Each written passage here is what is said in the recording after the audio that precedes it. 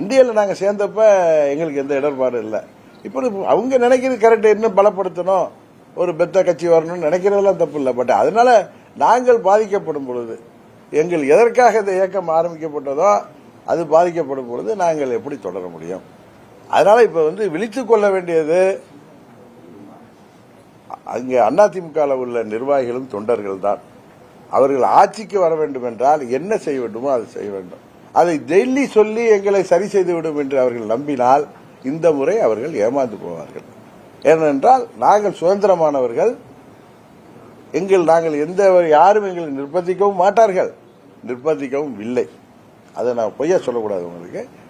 நாங்கள் மீண்டும் உங்களுடன் வர வேண்டும் என்றால் எதை செய்ய வேண்டுமோ அதை செய்யுங்கள். இது யாரு கையில இல்ல, அதிமுக உள்ள நிர்வாகிகளும் தொண்டர்களும் அவர்கள்தான் அதிமுக ஆட்சிக்கு வர வேண்டியது அவர்கள் கையில் இருக்கு. நாங்கள் ஒன்று வேண்டும் என்றால் அதை அவர்கள் தான் சரி செய்து கொள்ள வேண்டும் தவிர டெல்லியை விட்டு எங்களிடம் சமரசம் பேசிவிடலாம் என்று பகல் கனவு கண்டால் அது நடக்காது. இல்ல இல்ல, நீங்க அந்த கேள்விகளை நான் கிளியரா சொல்லிட்டேன். யாரை எதிர்த்து கட்சி ஆரம்பிச்சனோ அது மீறி நாங்க அதுக்கு மாறாக முடிவெடுக்க முடியாது.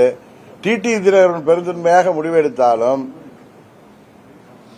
எங்கள் தொண்டர்கள் விரும்ப மாட்டார்கள். அது சரியா வராது, அது பொருந்தா கூட்டணியாக அமைந்துவிடும். அதை நான் பொய் சொல்ல விரும்பல.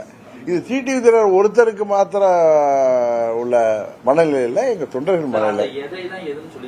அதுதான் உங்களுக்கே தெரியுமே என்னன்னு. அது தொண்டர்களுக்கு புரியும் சார், அது புரிய வேண்டியவர்களுக்கு புரியும். அது என்னன்னு நீங்க கேட்டு அதை நான் சொல்ல வேண்டிய அவசியம் இல்லை. உங்களுக்கு தான் ஸ்கூப் கொடுத்தாதானே நீங்க தான் நிறைய இதா இருக்கும் அதா இருக்கும். இவர் இப்படி சொன்னார். ஒன்னே ஒன்று சொல்றேன், நான் எந்த நிர்பந்தத்துக்கும் யாருக்கும் அடிபணிய மாட்டேன் என்பது மற்றும் உங்களுக்கு தெரியும்.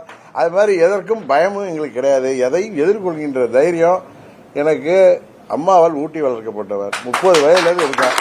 அதனால நாங்க எதையும் சந்திக்க தயாராக இருப்போம். ஆனா நாங்க நியாயமாக இருப்போம்.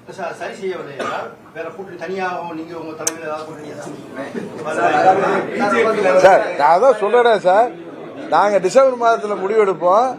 2026 தேர்தலில் வெற்றி பதிப்போம். வெற்றி பெற போகின்ற கூட்டணியில் நாங்கள் இருப்போம். அவ்வளவுதான் சொல்லுவோம். நாங்கள் சேர்கின்ற பக்கம் வெற்றி பெறும். அதுதான் நடக்குது. அதை மாத்திரம் அழுத்தி சொல்றேன். அது